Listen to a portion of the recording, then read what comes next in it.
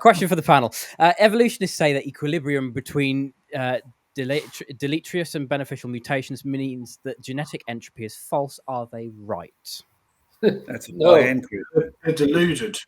If they think there's any kind of equilibrium between mutations that delete information and ones that produce a benefit, it doesn't exist. And maybe Diane's a better person to delve into it. But as far as I'm aware, the only ever beneficial mutations have purely been circumstantial.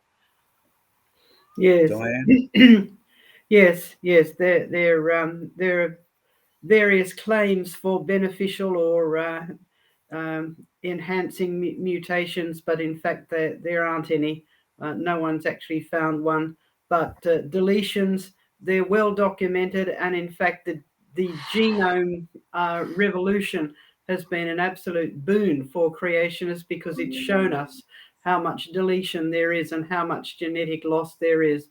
So there's plenty of genetic loss, but no increase in information, in new information, and there's certainly no beneficial mutations. Every claim to one has later been shown to be at best just neutral variation, but a lot of them are just a case of where one disease has clashed with another disease, but no beneficial mutations.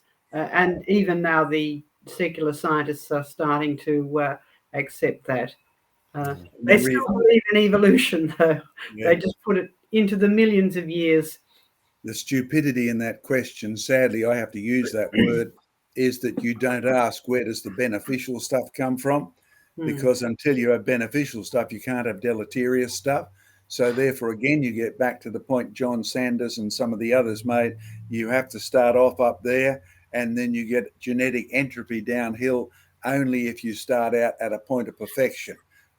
Things can degenerate, lose information, but you must ask the question, where did the information come from that runs the body like this? And you have to say, oh Lord, you are mighty. We are made originally in your image. We may have sinned and lost that image. We need to be remade in your likeness through the grace of Jesus Christ alone. I like the quote from Nobel Prize winning mutation expert. I think it's probably pronounced H. Miller, but it's spelled Mueller. He said the good ones are so rare that we consider them all bad. So there essentially are no beneficial mutations, according to him. And even ones that could be argued as beneficial are still a loss of information. They're still deleting something. Case in point, the example we use a lot is that very windy island in the North Atlantic, where there's the only beetles that are thriving on it are ones that have lost the ability to have wings. And it's not because that they've evolved to live on the island. It's because they don't have wings, because they've mutated, they've lost the information to have wings. They're the only beetles able to survive there because all the other ones have been blown off. So it's like you could argue that is a beneficial mutation, but the reality is it's still a deletion of information, and it's only circumstantial that it's been beneficial to them. Anywhere else, they'd be at a disadvantage.